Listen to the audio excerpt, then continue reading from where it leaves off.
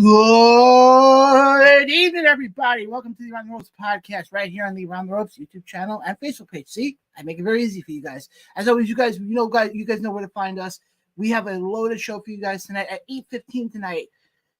After what we started him to do to Alex Reiman a couple weeks ago, the silver champion from WrestlePro, Shawn Donovan, joins the show to kind of give his take on what happened. Because, guys, like I said, if you're a fan of independent wrestling in the state of New Jersey, yeah, this is one rivalry that you definitely have your eyes interested in. Just give me 2 seconds, though. I am sharing the show, which, guys, you can also do that as well. All you got to do is, if you watch us on YouTube, hit the share button on the bottom. If you watch us on Facebook, hit the share button. It costs you nothing. It helps us out quite a bit as we continue to bring this show to new eyes and new people. Guys, we are coming off one hell of a weekend. Obviously, Sunday was Brii Combination 7th anniversary show live from Ridgefield Park, New Jersey, the Mecca, 106 Bergen Avenue. Obviously, you guys know Sunday I did the kickoff podcast for them, and it was definitely I'm going to start off with that before we get into, obviously, Shawn Donovan joining us in about 15 minutes. But no, it was definitely an interesting show, to say the least. Just give me 2 seconds. I'm just finishing sharing the show to as many people as I can, so then we can get more people watching. But overall, I thought the show was a decent show, to say the least.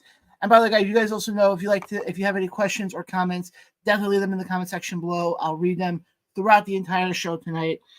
But as far as Brii Combination, overall, it was okay.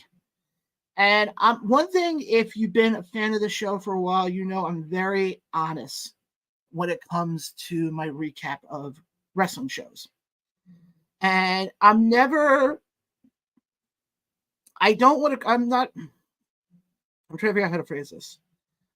I don't try to come off as being a Mr. Know-It-All. That's not how I do things here. And people who know the show and who know me personally know that.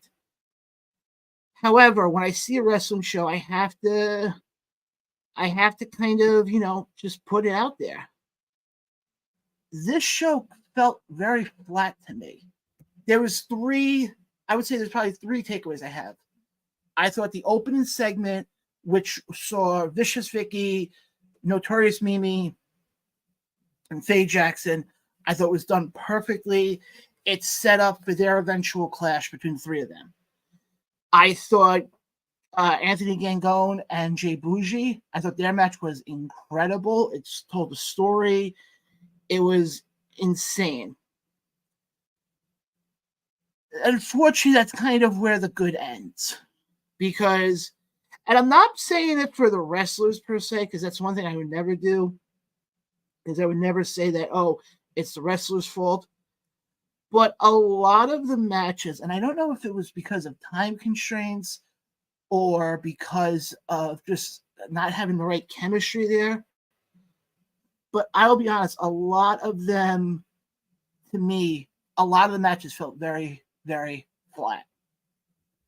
And for whatever reason, like I said, a great example, we had Darius Carter taking on Victor Benjamin, the Savage Gentleman himself, who obviously, he was on the pre-show with us earlier in the day.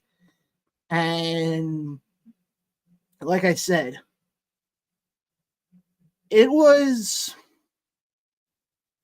that match to me felt very flat. And I say that for this reason. You look at what they did in that. And then, the match was great. They told the story. You got 2 guys who were incredible and who, told a phenomenal story. And all of a sudden, the pile driver was the finish to the match. In all my years of watching pro wrestling, I have never seen that at all. And I have never seen that be a finish. I'll even go look at Vicious Vicky as she took on Lana Cross. To me, it felt flat. We all know that they're set, like I said, the way they set up everything for that eventual clash with Mimi, Faye Jackson, and Vicky. Now, I don't know if they're going to do it as a triple threat or they're going to do like it's, you have to go through one to get to the other to get to the other. I'm not sure what Anthony Cole and AJ Pan and Brii Combination Management are going to do, but they definitely set up a very, very interesting match. I mean, realistically, I know Notorious Mimi took on Clara Carreras and Faye Jackson took on Tiara James. They made all three women look strong in their matches. Like I said, for their clash. I'm trying to think here. I thought the tag title match, which saw Blonde Force, Trauma make their I would say their official return, but they have not been on Brii Combination in a Brii Combination ring for over a year. They took on the team of Journey Burke and Emily J. And I thought it got very hokey when all of a sudden freaking AJ Pan was the special guest referee. It got very hokey for me. So we actually do have new tag team champions in Emily J and Journey Burke. So it's an it definitely makes things interesting. I think an underrated match by far was Harlan Lopez and Leo Sparrow, because they told the story, they got the point across, and I could honestly see, and I'm surprised it hasn't happened yet, I could easily see Harlan Lopez going after a title in Brii Combination sooner rather than later. I know there was a lot of people who, we had esteemed ring announcer Shane Thayer on the show on Sunday, and when we were going over the women's division, because I've said this before, you look at that women's division, the top of that women's division, and realistically, it's set up where it's Vicky at the top. You got, obviously, people keep forgetting about Christina Marie. She is still, I think, the 2022. Yeah, I think 2023. Sorry, 2023 Queen of the North. She hasn't yet cashed in her Queen of the North yet. So you still got her. You got Mimi, who won it this year. You got Faye Jackson, who, as we saw at Queen of the North, returned and made her intention zone of what she was going after. But then you can almost say fourth would be almost Harlan Lopez. Especially now that we do have a new Grand Dragon champion in Jay Bougie, and I don't think Bougie is dropping that belt for a long time. I'm curious to see what they're going to do now with Gangon, because I know Gangon sort of, I wouldn't say attacked Anthony Cole, but applied the mandible claw to him. So it's going to be interesting to see the direction they go with him. It's going to be very interesting to see, who the next challenger is for Darius Carter, because let's be honest, Carter ain't dropping that belt for a long time. Carter is not dropping that belt for a long time.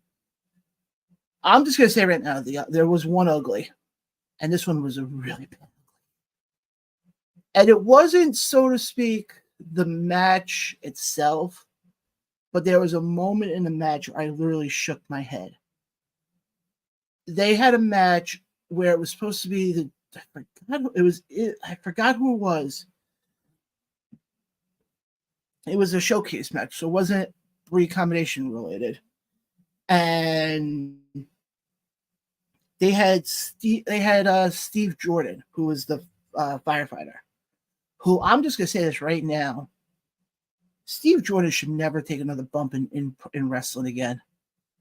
He got, it was, obviously it wasn't a real hit, but he got hit in the back on the outside of the match, on the outside of the ring, and he no-sold it.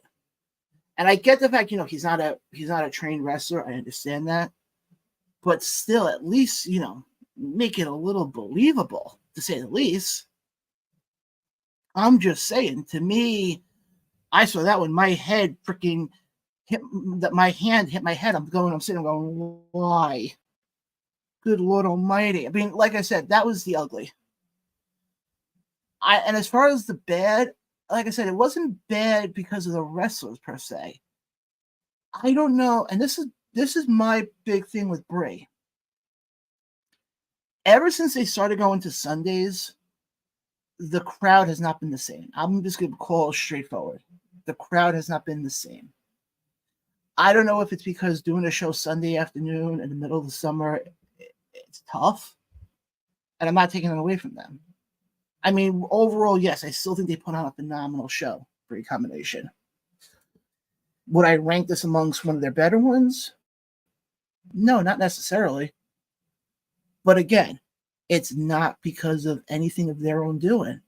I've learned this a lot, being in this crazy industry.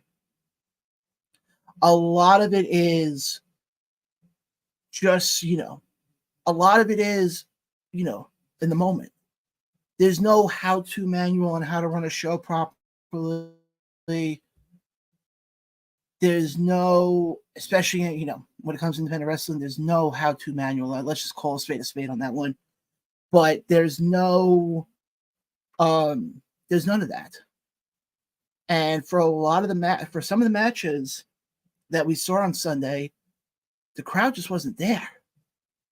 Now, again, it could be a slew of X factors, and that's one thing you tend to see and a lot of it depends on which show you go to. I mean, I've been to shows already.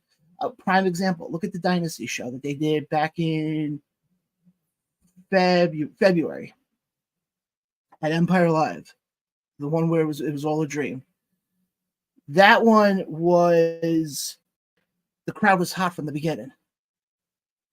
But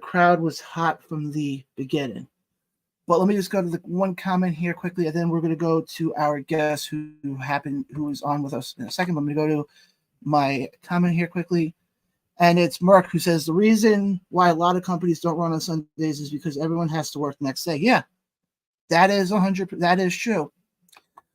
But guys, we're gonna bring in now a guest who I'm very appreciative that he's given us some time tonight. This gentleman is a mainstay in independent wrestling when it comes to New Jersey. You can see him in WrestlePro and various other companies. He is your current silver champion, and he is a legend in the independent wrestling scene. The one, the only, Shawn Donovan. Shawn, how you doing tonight? Good evening.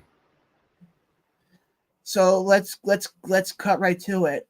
Obviously, everybody wants to know your side on what happened with the incident. So the floor is yours. Well, if the floor is mine, you invited me on to kind of speak my piece here, so I would assume you have questions, right? Oh no, I definitely do. Well, you're supposed to be a podcast journalist, right? Like a million other people that have a podcast. So shoot from the hip, man. Ask the questions you want to ask. Let me go with this. What stemmed, for you to do what you did? Well, let's see here. Let's go back in time here, because I listened to Alex's comments on your show whenever it was, a few weeks back, when he was icing his nuts. Um, and I have some rebuttal statements here, because, while I'm not going to be classless here like Alex Reiman was, because at the end of the day, from an in-ring perspective, Alex is a very accomplished professional wrestler. I give him a lot of credit for transforming his body, which has ultimately led to his in-ring work improving. But to be very, very honest here, this all stemmed, and Alex is right, it stemmed from some lighthearted comments here and there on social media, just busting chops, as he wants to call it, like a lot of us do, right? We all try to rib each other, things of that nature. I think where Alex got it twisted is I'm trying to provide him with some legitimate advice that ended up going in a different direction here. I'll kind of, say it here and kind of rebut some of the things that Alex, said here. I think one of the things he said was he called me unprofessional and classless. Well, here's the thing. I would venture to say most people in this industry that have known me over the years that I've been involved, I've been a professional through and through. It's the way I was raised in this industry. But when you start making things personal, you throw that professionalism out the window is really what it comes down to. Because let me put it to you this way, right? I'm sure you have enough, well, I'd like to think that you have enough respect for yourself that if someone were to take a cheap shot verbally at you, you can let it roll off your back.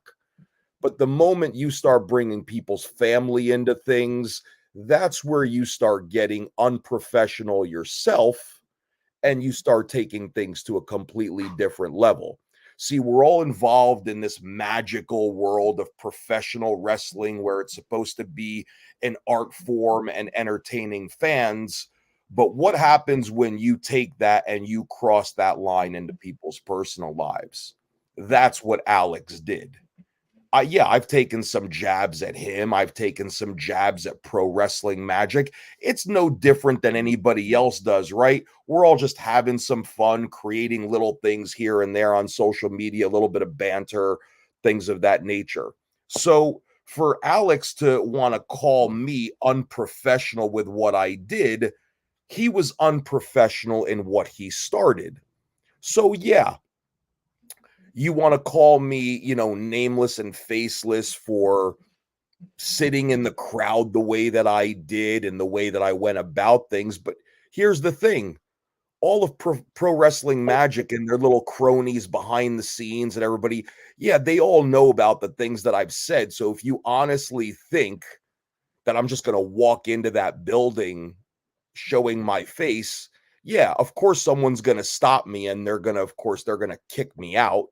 So, of course, I had to figure out how the plan works. And again, being a smart individual, that's the plan that I went with. And, for someone who wants to call me nameless and faceless, well, I guess I really wasn't nameless and faceless like a lot of guys on the independents who want to talk shit on the internet. Yeah, I got right up in his face, threw some bombs at him. He threw some bombs at me. And ultimately, I kicked him in the nuts where he deserved it. Now, do you think you got into his head though? Because we saw it at the last Pro Wrestling Magic show. His head was basically on a swivel, figuring you were going to attack him. So, do you think now you're in his head? Of course, I'm in his head. The fact that he had to come on your show means that I'm living rent free in his head. I'll kind of take it a step further because I'd like to address some of the other things that he said too. Let's see. Let's go back here for a second here. Yeah, he brought up the fact that he approached me at an event that we were both booked on, but instead of pulling me privately to the side, he wanted to make a scene out of it and tried to ask me if we had an issue in front of other performers at a promoter's event, which is a promoter that I highly respect. So yeah, I'm going to brush it off. I'm going to walk away. Now, if you came up to me and said, "Hey, can we go talk in private?" Sure, let's go talk in private like grown adults. We don't need to handle this in front of people so that it gets heated, because I know independent wrestlers and a lot of them have egos and they want the attention. They want somebody to film the argument. They want the footage. I'm not about that. I'm there at a promoter's event who booked me to do business. That's again what a quote unquote professional does. Yeah, you want to make some claims about Easter Sunday? Sure. You know what? I was relaxing with my family, saw a photo, and it just kind of dawned on me, hey, I'll take another lighthearted jab. So yeah, I posted something. But at the end of the day, I never tagged him in that photo. All of his little cronies that work for Pro Wrestling Magic were the ones that started blowing up his phone about, oh, look what Donovan did. Look what Donovan did there, this and that, right? But again, you want to call Shawn Donovan unprofessional. Maybe as your locker room leader, maybe you should police your own locker room, because the last time I checked, you had your little cronies that wrestle for Pro Wrestling Magic posting and bitching and moaning on social media about how other guys in television organizations, quote unquote, stole your name and now they've blocked you. Maybe there's a reason why those guys are in those companies and you're still wrestling in that bullshit of a building, complaining. Maybe if you want to get to those TV companies, do what needs to get done, not complain on social media. But again, you all want to jump on the Alex Reiman bandwagon because he's your champion, and that's cool.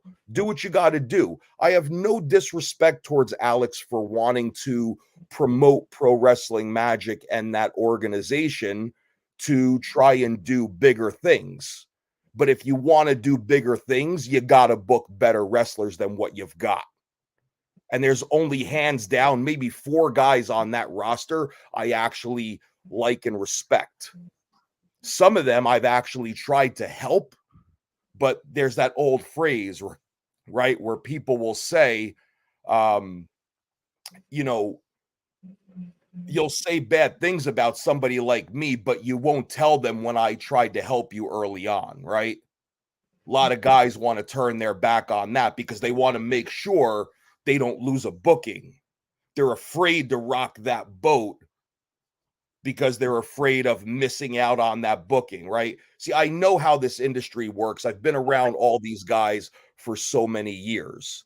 You know, the young ones that want to stab each other in the back, you know, over bullshit paydays or a booking just to say that they filled their calendar and they're booked, right? So yeah, you can go that route all you want. Yeah, I've made some jokes about the Pro Wrestling Magic title being a replica title. Again, it's a jab. In all honesty, do I care that it's a replica championship or a replica of a known championship? No, I don't care. Again, it was back and forth banter. Again, it was all the cronies getting in Alex Reiman's head about the stuff I'm saying. But again, those guys couldn't message me directly. No, they had to go and post about it on social media where they already have me blocked. Because again, those are keyboard warriors. Those guys wouldn't say half that shit to my face if I walked in that locker room because they know somebody like me would deck them right in the face. I've been in fights with bigger and better people than some of those guys. Okay.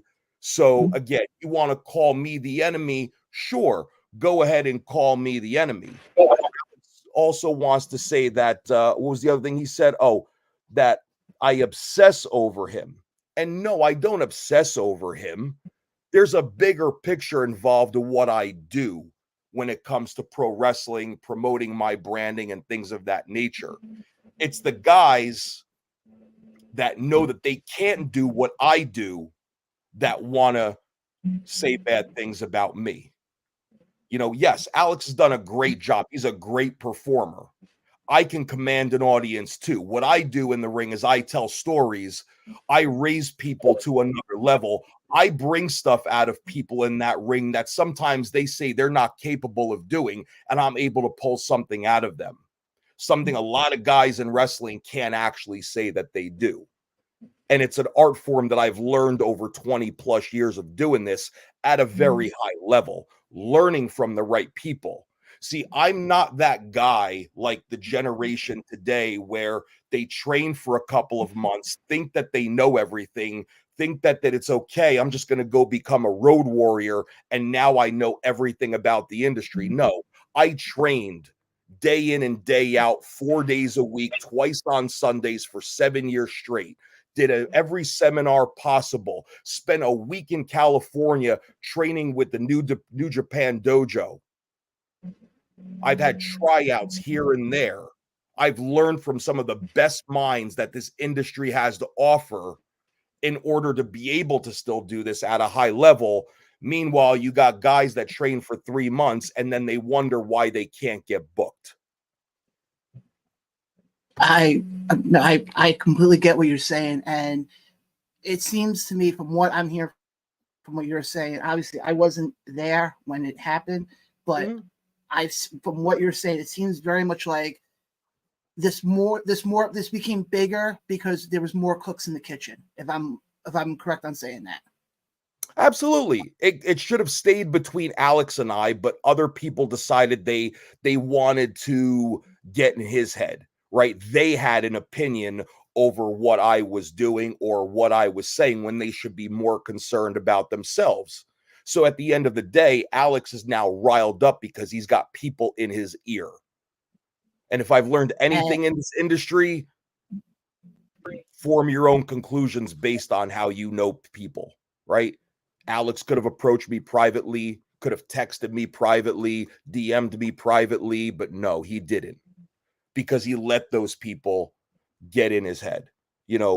I'll go on another piece there too, right? Alex wants to say that I'm not good enough for Pro Wrestling Magic, but you see, Alex forgets I was in Pro Wrestling Magic years ago when they had a legitimate roster and I was putting on main event caliber matches when Alex was toiling away with Steve Off in a tag team called American Murder Society. And when you put the two of them together, they don't look like they can murder anybody, let alone a cat or a squirrel. So the name doesn't really fit. So Alex wants to take a shot there. Yeah, okay, go ahead. Do I care about working for Pro Wrestling Magic? No, because I can go work anywhere I want. The benefit of what I do these days is I can pick and choose where I want to work. If I choose to want to work every weekend, sure, I could. But I also choose to focus on other things. I love training the next generation of students. I love mentoring people. So no, I don't have to work every single weekend, nor is Pro Wrestling Magic in the front of my brain about working for them. The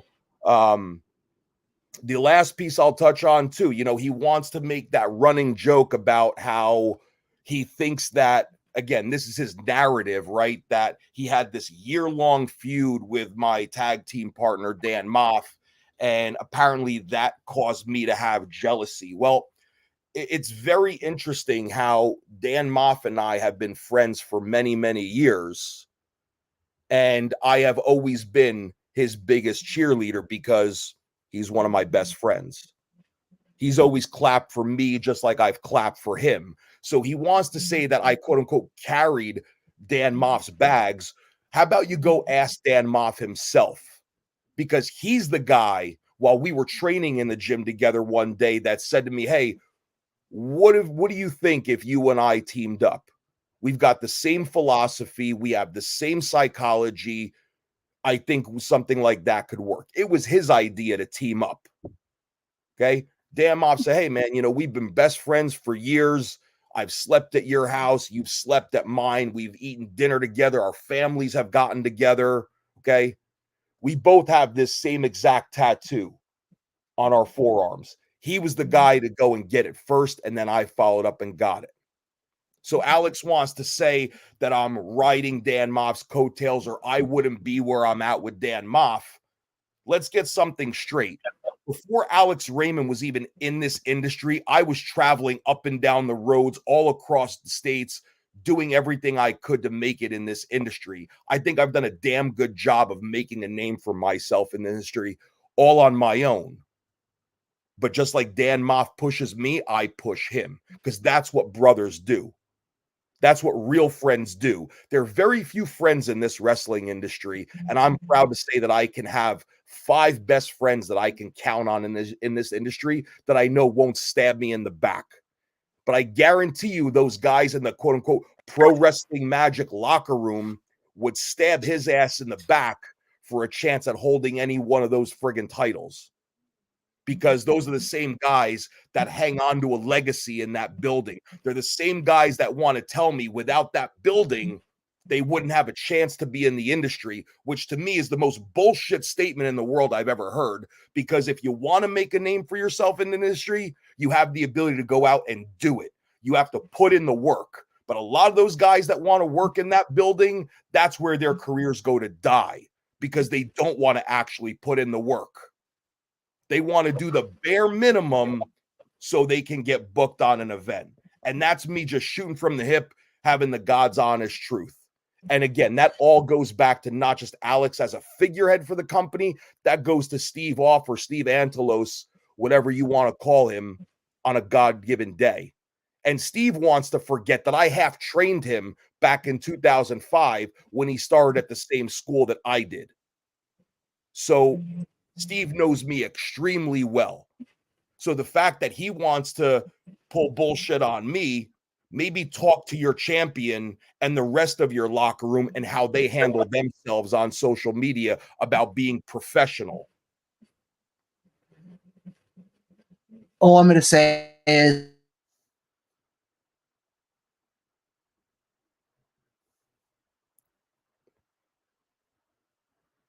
looks like we have connection issues.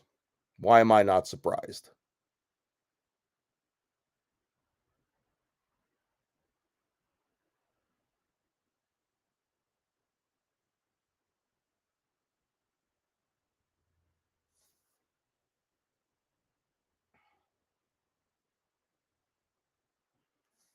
Well, I guess I got to take over this podcast until John Blaine wants to return. Who do we got in the room? Oh, we got John Van Decker. Young talent being trained at WrestlePro is awesome. Shotgun Thursday is the best indie show around. Never misses ever.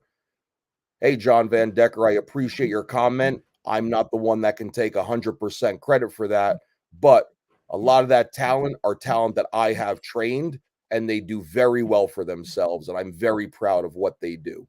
Oh, John, you're back. yes, I apologize about that. My laptop, for some reason, acts up sometimes, and even if it's not fully charged, it will cut me off. So I do apologize about that. No, that's okay. I mean, look, at the end of the day, I did want to say though. But I did want to say though, hearing it from your side now, because the big thing is everybody had heard it from Alex's side with everything that happened. And I'm of the mindset that there's two sides to every story.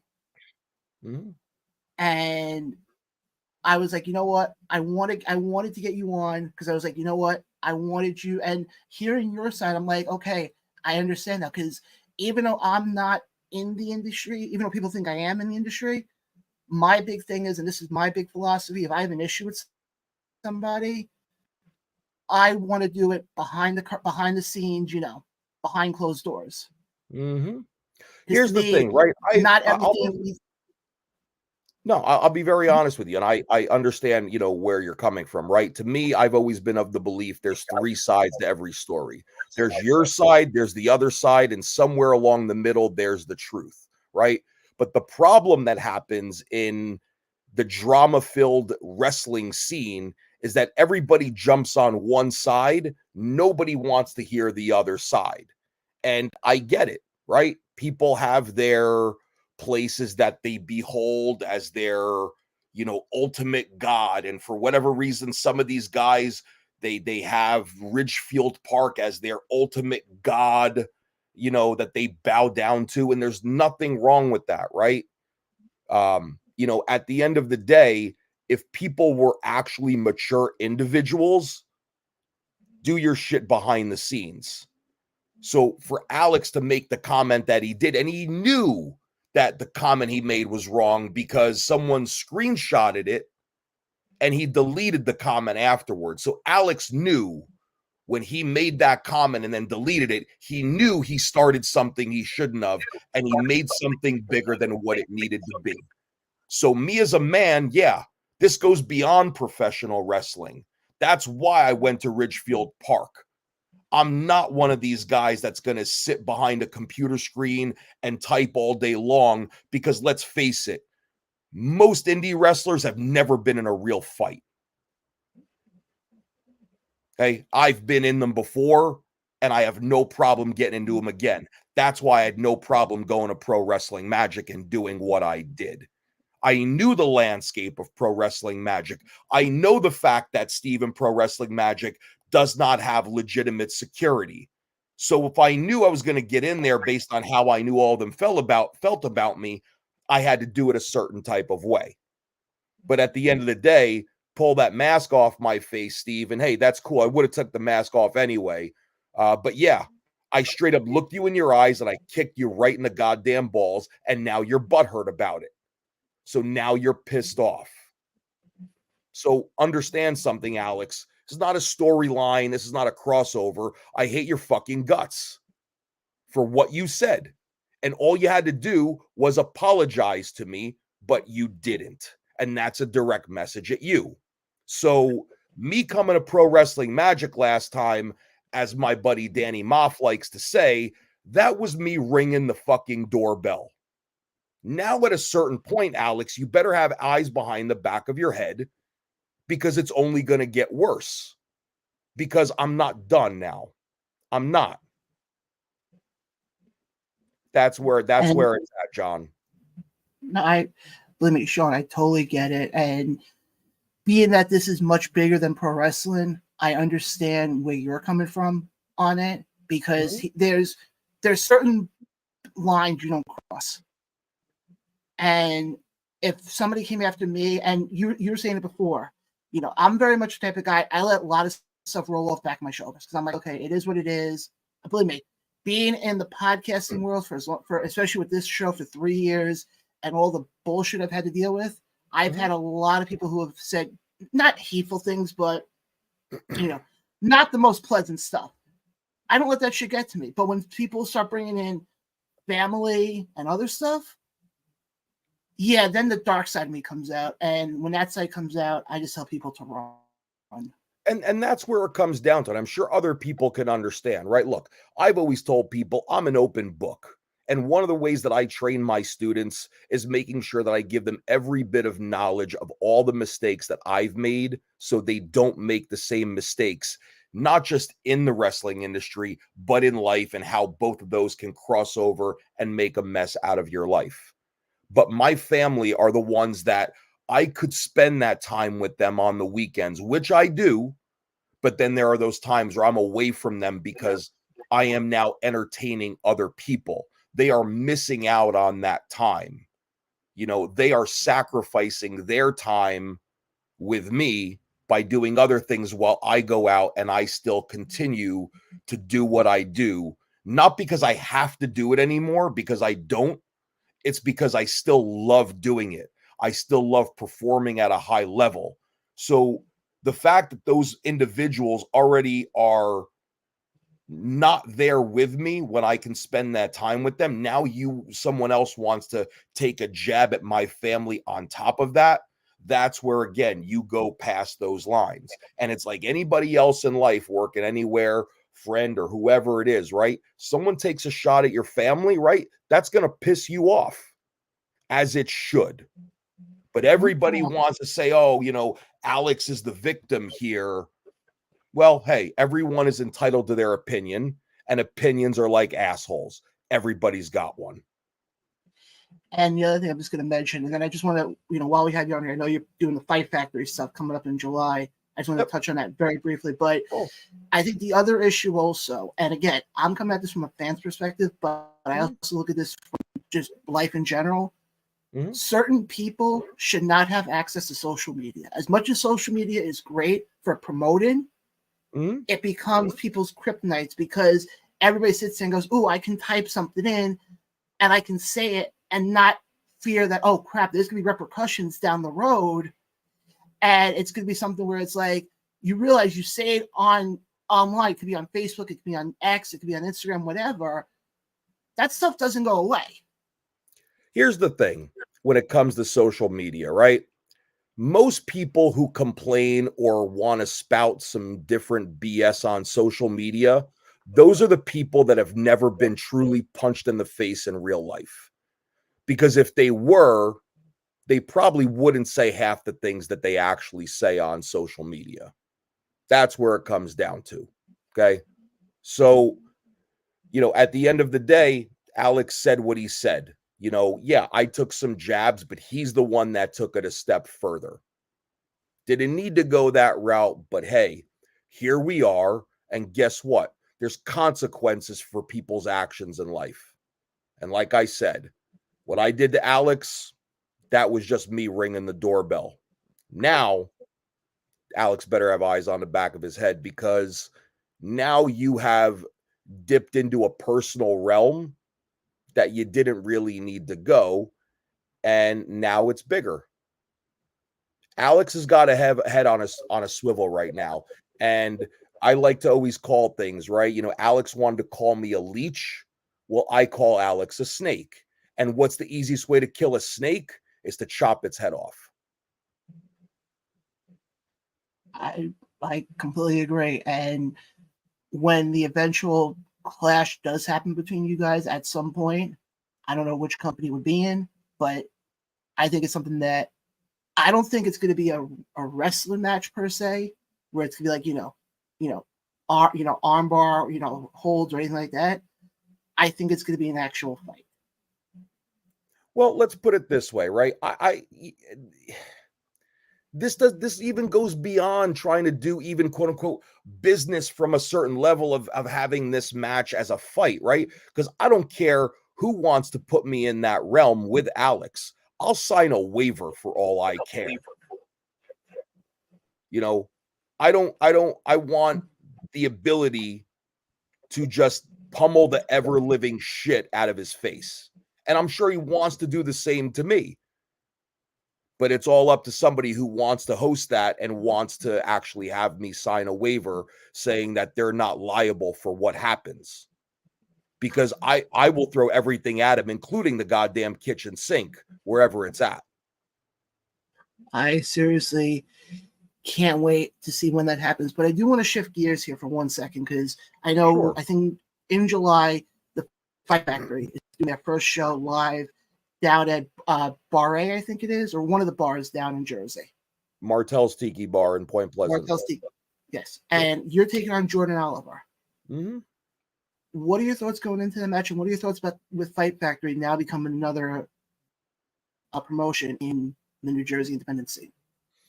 Well, I can say wholeheartedly, the guys behind Fight Factory are guys that I have been involved in the industry with for a very long time, guys that understand the industry, guys that understand how to run a professional wrestling organization, how to do a show big, and how to use the right talents in the right areas to grow a business correctly.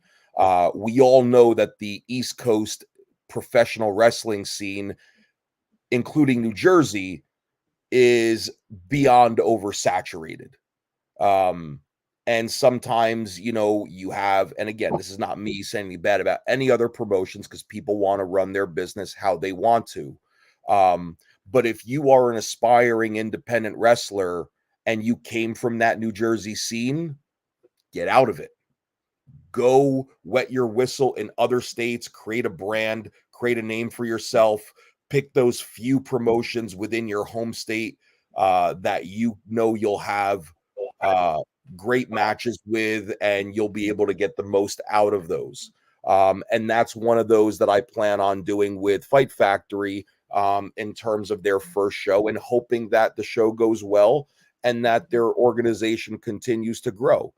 Jordan Oliver is a incredible talent who I have followed from the very beginning. The kid has gotten him, or I call him a man. He's gotten himself in tremendous physical shape. He has gone international. He is a tremendous performer. Yeah, we're a clash of styles, and I'm looking forward to getting in the ring with somebody like that who does have a clash of styles. So, but I'm looking forward to the entire show. Every match on that show can be a show stealer, and the winners at the end of the day are going to be the fans in attendance. Exactly. And for people who are watching us, if they're still interested in tickets, I think they're still available. I know they're Yes, they are. almost sold out. No, they can go to the Fight Factory Instagram or Facebook pages, get the links, and they can still purchase tickets for the event. They are still going to be available. And again, at the end of the day, this situation has gotten me rather riled up. So, forgive me for throwing out some expletives on there, but this is who Shawn Donovan really is. I wear my heart on my sleeve when it comes to everything in my life. And I've said it before, as much as I love the professional wrestling industry, what means more to me in my life that I would give up this industry for first and foremost is my family. So there's an old phrase, right? You mess with the bull, you're going to get the horns. Sure. And I understand where you're coming from on that, because the one thing that I have pushed for doing the show for almost 3 years now is any guest I have on, doesn't matter what realm of the independent wrestling world, I want them to be as real as possible. I want them to be authentic, because when I see other podcasts have independent wrestlers on and they're basically sugarcoating everything, to me that's not interesting. But when you get them when they're being real and they're authentic and all that stuff, then to me that's interesting. So believe me, I totally get it. One last question I got for you before we wrap up. You've been doing this now for a very long time. You've been doing this now for over 20 years, if I'm not mistaken. That is correct. Is there a promotion out there, either in the New York, Jersey area, that you still have your eyes on that you haven't worked with yet? Within the New Jersey area, your connection cut out. No, between New York and New Jersey, because I know there's some promotions in New York that you like to possibly work with. Yeah, absolutely. I have some good friends that work for We Are Wrestling and work for Battle Club Pro. Would love the opportunity to mix it up on some of their events with some of their talents. Both those promotions have incredible performers, guys that are quote unquote on my shorthanded, bucket list items of guys to get in the ring with, both that are experienced and guys that are inexperienced. And I don't mean that in a negative way, but guys that have, less experience than I do, but they're already tremendous performers at the level that they're at. So would gladly love the opportunity to venture back into New York and work with some of those guys that are there. Exactly. And again, Shawn, I appreciate you hopping on. Hopefully next time we have you on, hopefully it's under better circumstances, to say the least. No, hopefully so. We'll see what happens.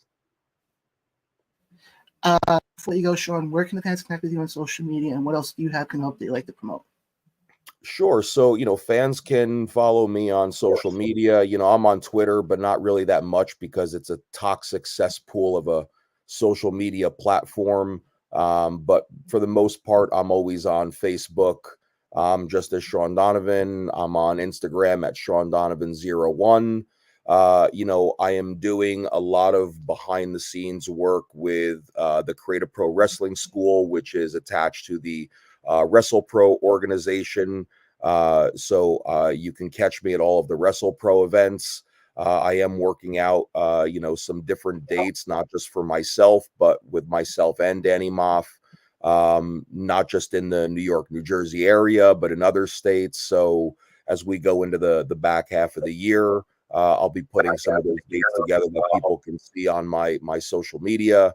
I like to take the summer a little bit easy because I like to spend time with my family, go to the beach, enjoy the summer weather. So, but yeah, you'll see me pop up here and there. Again, Shawn, like I said, I appreciate you hopping on. It meant a lot. And like I said, the door is open for you. Anytime you'd like to come back on, you're more than welcome to. I appreciate it, and I appreciate you asking me to be on, share my side of the story. I appreciate you giving me the platform. You've been nothing but professional, so I appreciate your time. And hey, if you ever want to talk about different things in a better mood setting, by all means, shoot me a message, and we'll find some time to talk shop. Absolutely, I'm looking forward to it a lot, guys. Shawn Donovan on with us, guys. We're gonna take a quick break. We'll be right back right after this. You're watching or listening to the Around the Ropes podcast right here on the Around the Ropes YouTube channel. We'll be right back right after this.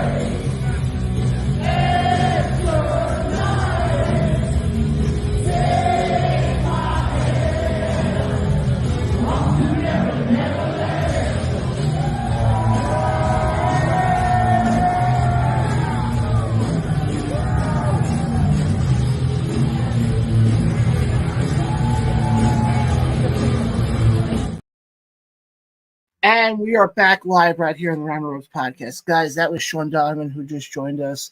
If you missed that or you missed any of the show from tonight, definitely go back and listen to it. I mean, he did make a lot of valid points. Again, the one thing, and people who are watching this, I'll get to the comments here in a second, but I just want to mention this one thing. You guys know, anybody who's watching this either live or post whatever, you guys know I never take sides on a story. It's never been me. I've always had the philosophy of you go right down the middle and you give it as is. But he does make a lot of valid points that this whole situation could have easily been solved had Alex just been I hate to say it, but been a man about it. And when to eventually do clash, and whoever it is, if it is Tommy Fierro with ISPW, if it's Steve off with Pro Wrestling Magic, if it's whoever, it's going to be interesting. And I know they just announced today that not today, but I heard this on Sunday. Obviously, if you were watching the pre-show, this happened. But all the matches at Pro Wrestling Magic's Turf War on June 22nd will be inside the cage. And I'm just curious to see what's going to happen with Alex Reiman as he takes on Danny Mock. But I want to get some of the comments here quickly. Randy chimes in here and go, John Blaney rules. Randy, I appreciate that a lot. David goes, man, do I wish I lived in the States. I'm missing out on some really incredible sounding wrestling shows. Yeah, David, there's a lot. And David, the funny thing is, a lot of them you can get through IWTV, through Fight TV, through YouTube. A lot of these, so you just got to, David, you just got to do a little bit of research. I can send you some of the links for some of the shows. John says, Donovan versus, yeah, I would love that actually. And he goes, yeah.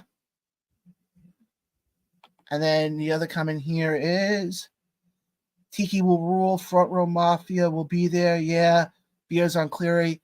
John, here's the funny thing. If I didn't have two shows that weekend, I was going to try to make the trip down for that show. But unfortunately, I got two shows that weekend, so can't take off that many days from work.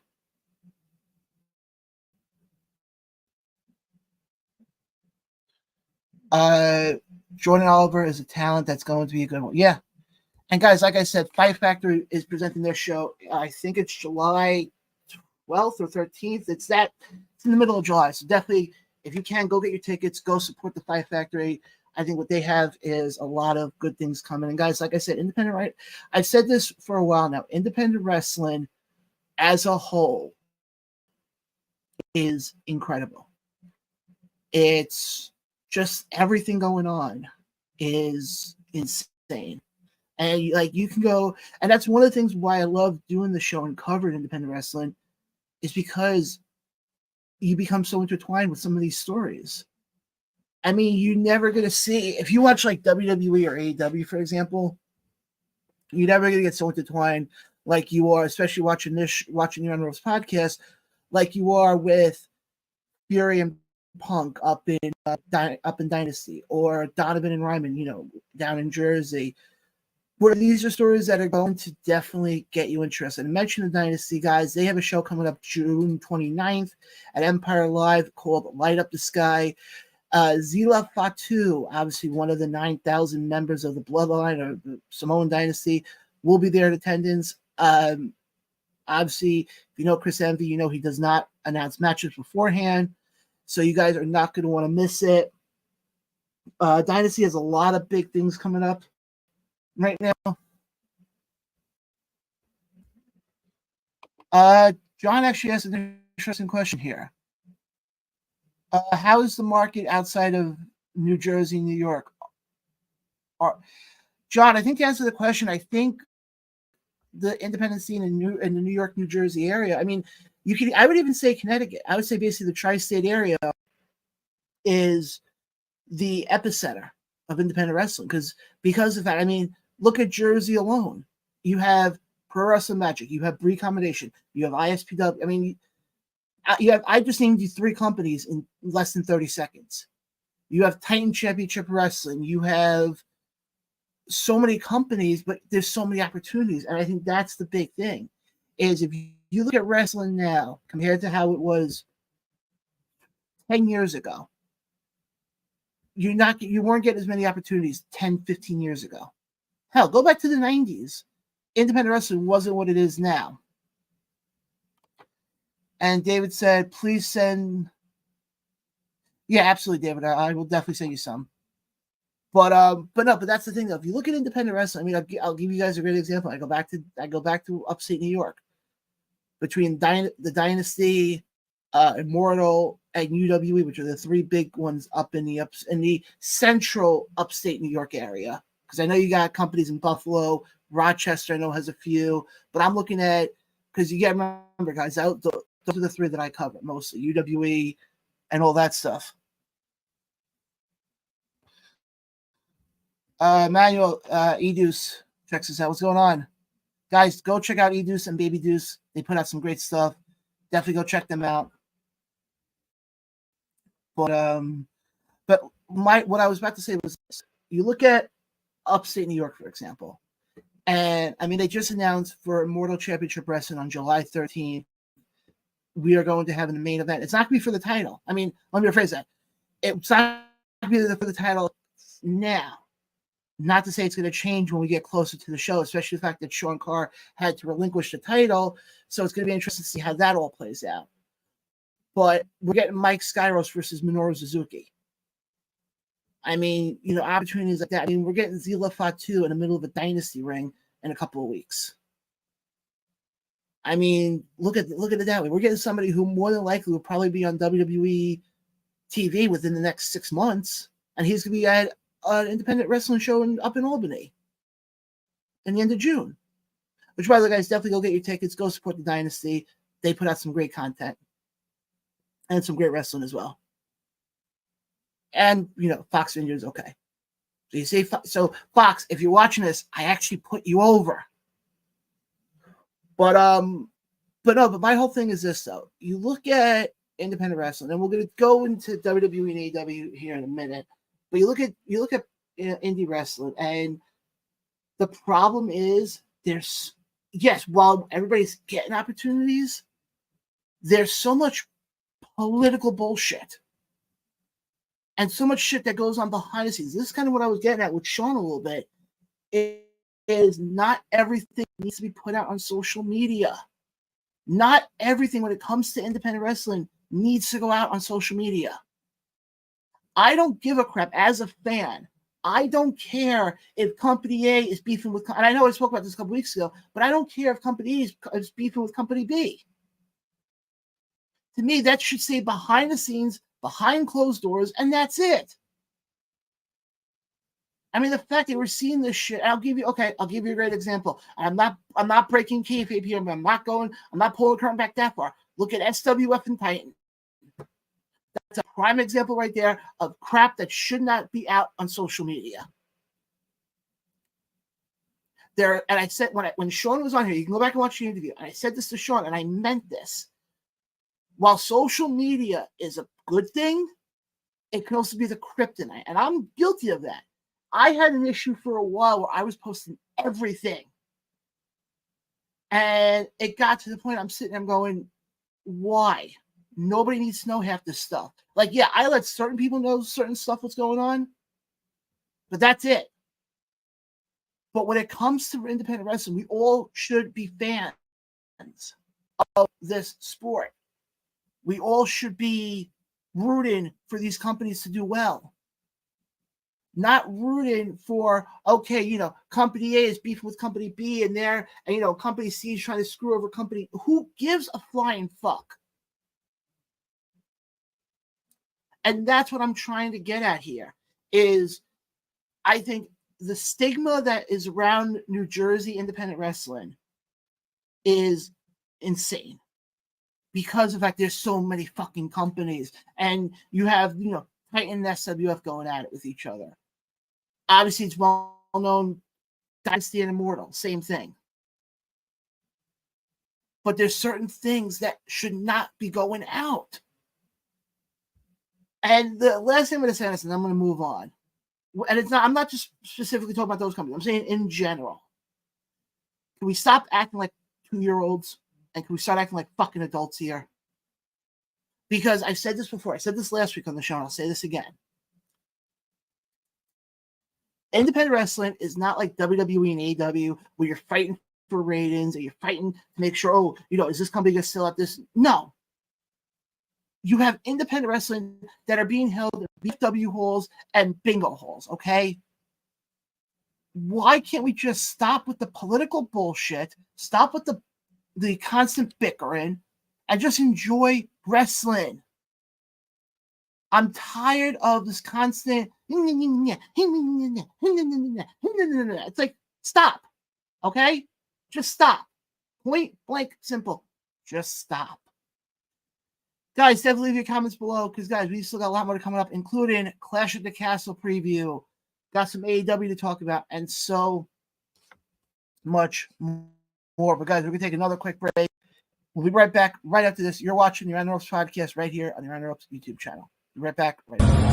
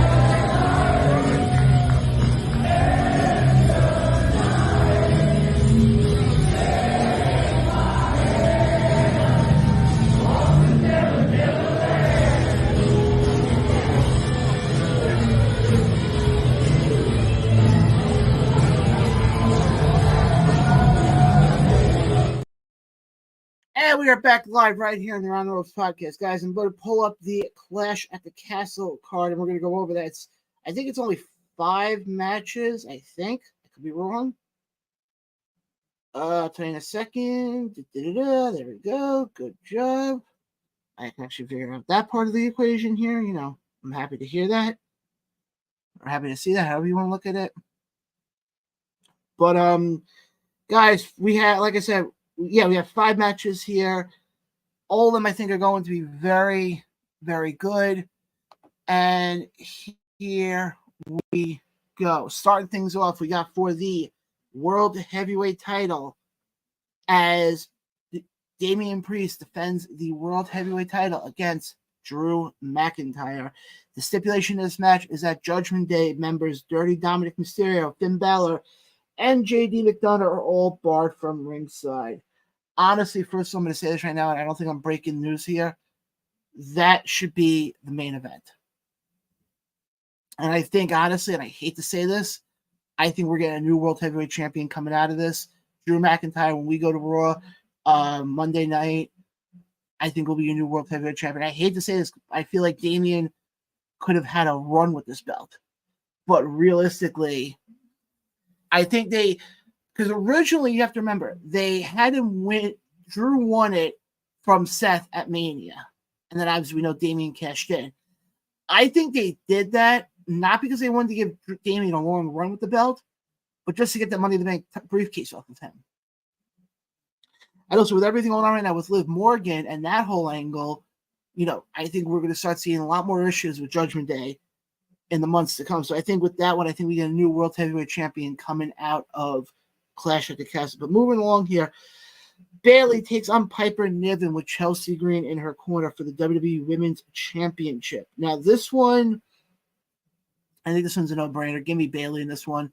I think Bayley has done well with that belt. And as much as I love to see Piper get it, because it'd be a totally different animal, I guess you could say, or forte, however you want to look at it, I don't think it's her time. I don't think it's her time. So give me Bayley on that one. Next, we got for the WWE Intercontinental title is Sami Zayn, who is your champion, who I still think will go walk into this match freaking whatchamacallit, being the underdog, taking on Chad Gable with Otis, Akira Tozawa, and Maxine Dubray in his corner. This one, to me, I'm not sure. Because I think you get these two guys in the ring, Chad Gable and Sami Zayn, they're going to put on a good match. I'm not taking that away from them. However, I could see somehow Otis or any of the three of them screwing Chad Gable over, Sami Zayn retaining, and I think we end up getting Otis versus Chad Gable at SummerSlam. I think you do something else with Sami going to SummerSlam. I think there's enough people there that I think could do something. In an I Quit match for the undisputed WWE Championship, Cody Rhodes defends the title against AJ Styles. Now, this one, I'm kind of surprised with. I mean, yes, the story is there. Ooh, excuse me. The story is there. However, with that all being said, I think it's safe to say Cody walks out of it. I think realistically, and this is what I hope people understand, Cody ain't dropping that belt for a long time. Because as much as I want to see AJ get another title run before he officially retires, it's not going to be now. Because they made it so obvious that Cody is only going to drop that belt once Rock or Roman decide to come back. And then that's even going to be, especially for Rock. I read today that supposedly he injured his arm on the set of the movie he's filming right now. So who knows when we're going to see him back. And all that stuff. So I think with that one, I think it's got to go that way. And realistically, I think it's, like I said, as much as I love to see AJ win the belt, he's not going to. Like I said, Cody's going to drop it. Like I said before, if Roman and Rock decide to come back, that's A. Or B, like I said, there's more believable people in WWE right now who I think could defeat Cody and it be done right. Because I think one of them, I hate to say this, I think one of them needs to be, I think eventually we need to get Cody and Randy at some point. I would love to see those two clash against each other. I would love to see, honestly, I don't know if you have him go for the heavyweight, the undisputed title so quickly. But yeah, like I said, give me Cody and Randy at some point. But that's the issue though with WWE, is we can sit here and go through all the heels that WWE has, but how many of them are going to be believable? I mean, I'm going to pull up right now all the heels.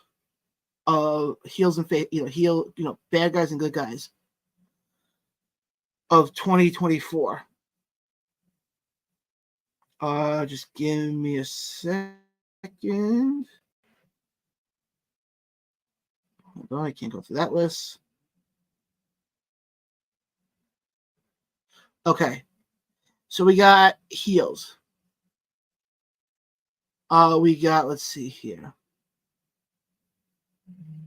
You have no idea who. Okay, so here we go. Heels. We have AJ Styles, Akam, Angel Garza, Austin Theory, Bronson Reed, Carlito, Carmelo Hayes, Chad Gable. They consider Charlie Dempsey to be a heel. I don't know. Dijak, Dominic Mysterio, Ethan Page, honestly, the one I can see it being very easy. Very, very easy, and I wouldn't even think twice about it. I could easily see Gunther at some point going after that belt. I could very easily see him going after that belt. I'm trying to think of who, but you got to also remember though, it has to be somebody who's believable. I mean, I'm going to say this right now. I would love to see Braun Breaker, especially with how they're booking him right now to basically be a killing machine. I would love to see him going up, but I think with Braun, I just want to touch on this quickly. Then we'll get back to the other matches here in a second. I think the thing is also, I think the best thing for Braun right now is you give him a manager. You give him a manager and you don't have him talk. I don't know. I don't think it'll be Paul Heyman because obviously Paul's doing the stuff right now with Solo and the Grills of Destiny, Tama Tonga and Tonga Loa. But it's something where I mean, I could see Paul Heyman at some point being the manager for Braun Breaker. Hell, if you want to pull back the curtain here, Steve, you can get Scott Steiner to come in and be his manager. But like I said, I wouldn't have him talk. And with what they're having him do,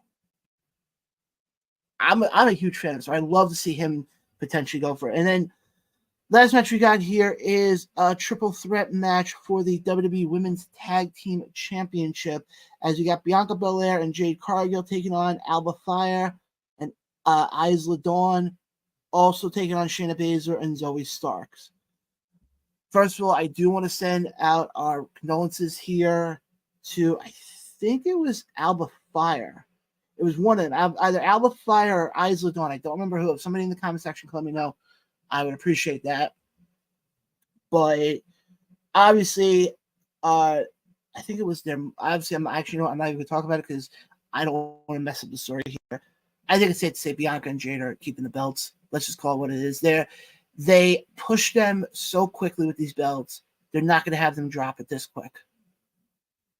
I think realistically, at some point, I mean, if you look at the track history with those women tag team belts, at some point somebody's going to turn. More than likely, it's probably going to be Bianca turning on Jade. More than likely. And then either, I don't know if you would pull the trigger so quick, but I think we eventually do get a heel Bianca versus a babyface Jade at some point.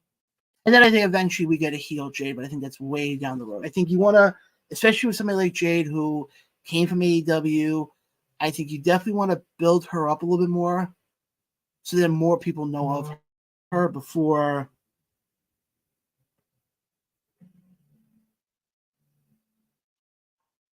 Oh.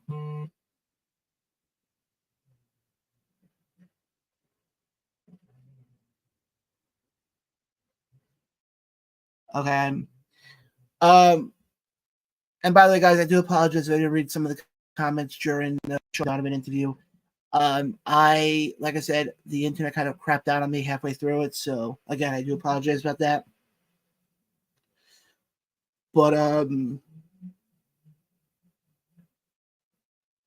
wait a second. What the?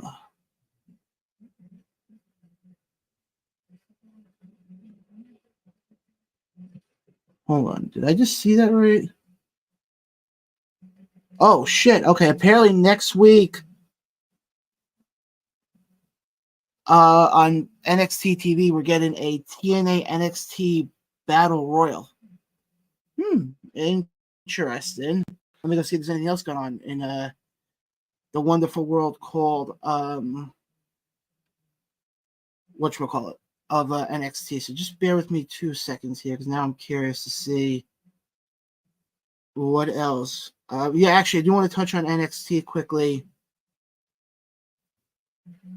because we have. Oh, I forgot Cody was on. That's why. Okay, Cody was on. So of course there were some big things.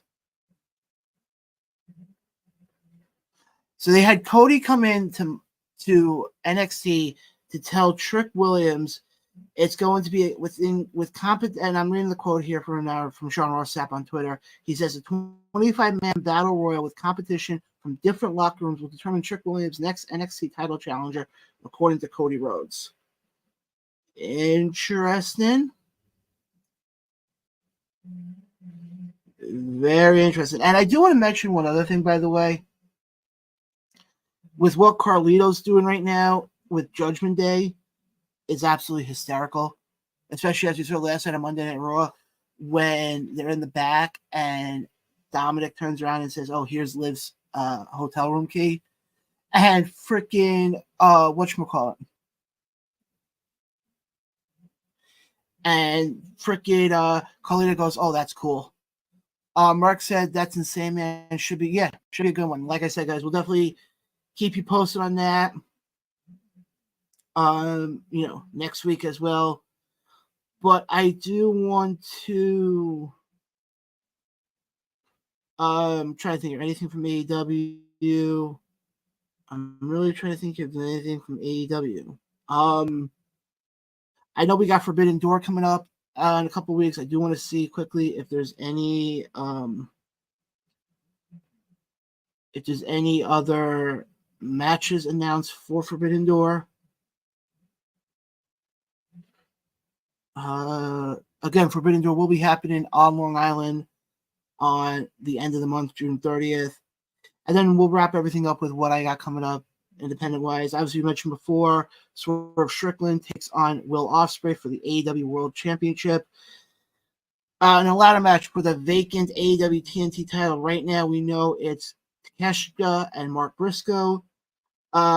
In a winner-takes-all match for both the AEW TBS Championship and the New Japan Strong Women's Championship, Mercedes Moné takes on Stephanie Vaquer. We get in a singles match for the AEW Women's World Championship. We have the timeless Toni Storm with Luther and Maria May takes on Mina Shirakawa, who also will be brought to the ring by Mariah May. So that'll be interesting. We get Zack Sabre Jr. versus Orange Cassidy in a singles match. Jon Moxley takes on Naito in a singles match for the IWGP World Heavyweight Championship. And Jeff Cobb will put his New Japan World Television Championship on the line. Let me see what we got coming up for Dynamite tomorrow night. Give me a second here. So for tomorrow night on AEW Dynamite, we have AEW International Champion Will Ospreay defends against Rey Fenix. TBS Champion Mercedes Moné will be in action as she takes on Zooks. I have no idea if I pronounced the name right. I apologize. Mark Briscoe, Orange Cassidy, and Kyle O'Reilly takes on the team of Kyle Fletcher, Takeshita, and Roderick Strong. TV time with Chris Jericho featuring Private Party. A TNT qualifier match will be happening with Dustin Rhodes taking on Jack Perry, and Roosh will be in action as well. So we got a lot of big stuff coming up for you guys as far as what we have coming up on the podcast. We got some interviews. I know I've been kind of slacking with the interviews, so I have to get back on that. But we will have joining me on Thursdays. That interview should be up by Friday, the latest. Will be Layla James. Obviously, we saw her at the Dynasty show back in a couple weeks ago, so she'll be on with me. Chris Envy will be on with me. Johnny Patches will be on. And this is in the weeks to come. Johnny Patches will be on with me. I think we might have Phil hopping on Saturday night. I have to double check on that one, so stay tuned for that one as Blitzkrieg Pro presents their Luau show. We still don't know yet, by the way, who's replacing Paul Walter Hauser, so we're definitely going to be curious to see about that. Coming up in July, obviously we mentioned before, Battleground Championship Wrestling as they present United We Stand and Who Runs the World. Who Runs the World will be the show at 1 o'clock. Then there's the barbecue at 4 o'clock. Then there's the show at 8 o'clock. And then there's the press conference right after. You will hear me not only, it's going to be a long day that day, you will hear me call not only the women's show, but I'll be on during the barbecue for this show. Then I'll be on call for the United We Stand. and then I'm hosting the freaking press conference. So it's going to be a lot of talking. If you see me in the 2300 arena, definitely get me a water bottle because I'm going to need it. Because I'll be talking quite a bit. But guys, like I said, we got that coming up. Dynasty presents Light Up the Sky happening June 29th over at Empire Live. Definitely go get your tickets. There will be a ladder match to crown the, I don't know if you can call it the inaugural champion, but I call it the inaugural champion in the sense of since the return back in October, so we'll see that. Immortal Championship Wrestling presents Immortal Things 5 happening from the Utica Nexus Center, where the main event as of now will be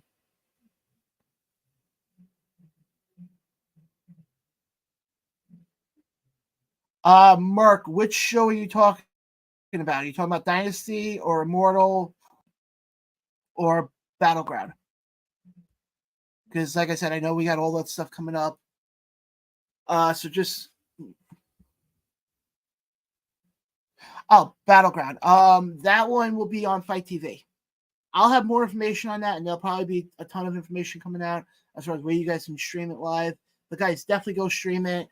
You know, it's kind of a big thing for me because of the fact this is my debut with Battleground for a very big show that they have. So I'm looking forward to it.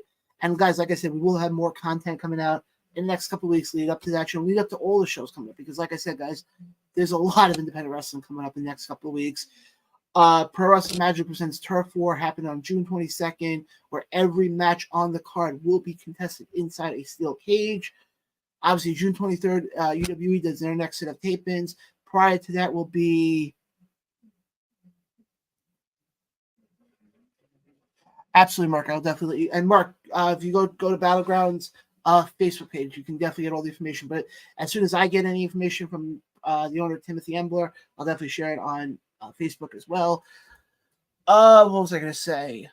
Prior to the tape-ins for UWE, they are doing a seminar with Bob Evans. Go if you're interested in it, go contact Craig Palmer or go message UWE on Facebook and they'll get you hooked up with that. I think you can either pay it beforehand or you can pay it there that morning. I think that seminar starts at 11, so I think call time for that is at 10:30. Again, double check on UWE's Facebook page. June 29th, Blitzkrieg Pro returns to Enfield, Connecticut as they present Luau. I think it's a 6th annual Luau. Let me see if I can pull up the card quickly for that. Give me a second here. Let me see something here. I want to see if I can pull up the Blitzkrieg card quickly. Because, guys, the Luau show is going to be a huge show. We got coming up.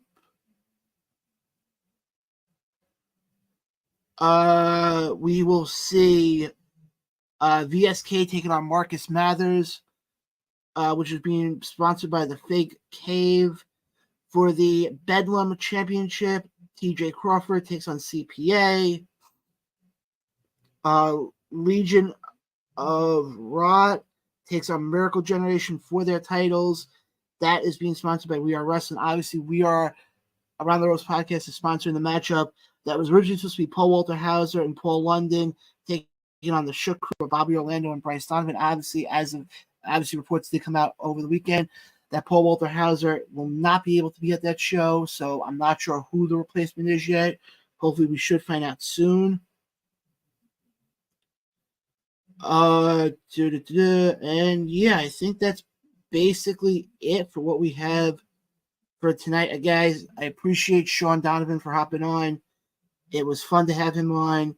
Guys, go check out. I actually do want to check one thing here quickly before we wrap up for tonight. So I want to see if this one interview finally hit 100 views.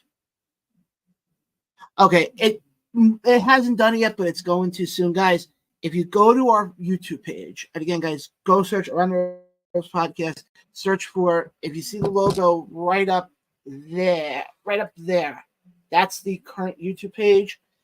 As of now, we're on the precipice of history for the Around the Ropes Podcast.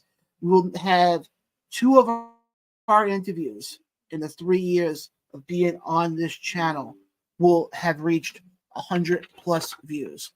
Obviously, the first one was Ben Hameen up in, Wrestlers for Immortal Championship Wrestling.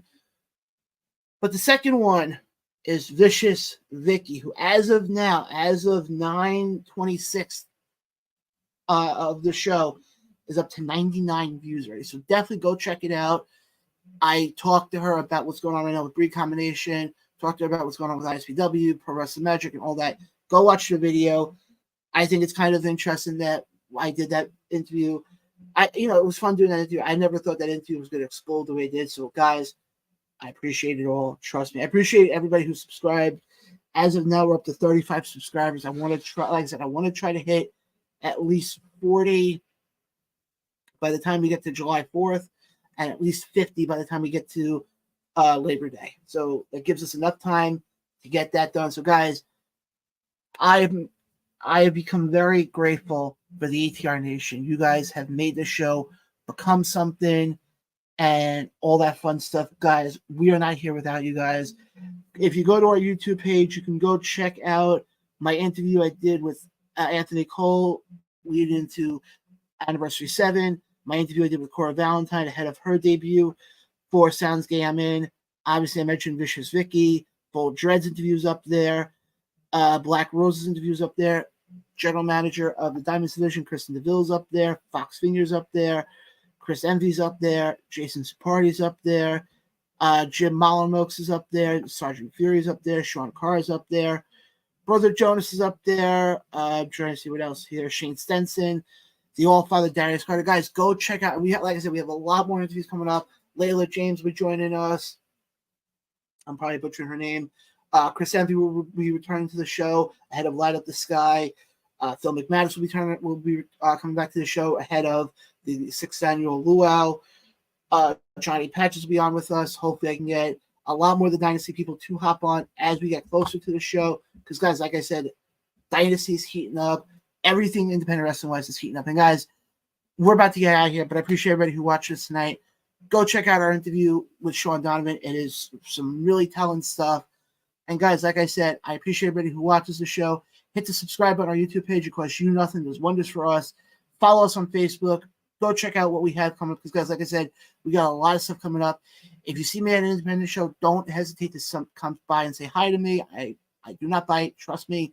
I do not bite unless you have food. I may try to take a bite of the food, but not you. But, guys, I appreciate all the support. It means a lot. I'm John. This has been another episode of Around the Rose Podcast. Guys, we're out of here. See you guys here live next Tuesday, 8 p.m. Eastern, 5 p.m. Pacific. Catch you guys next time.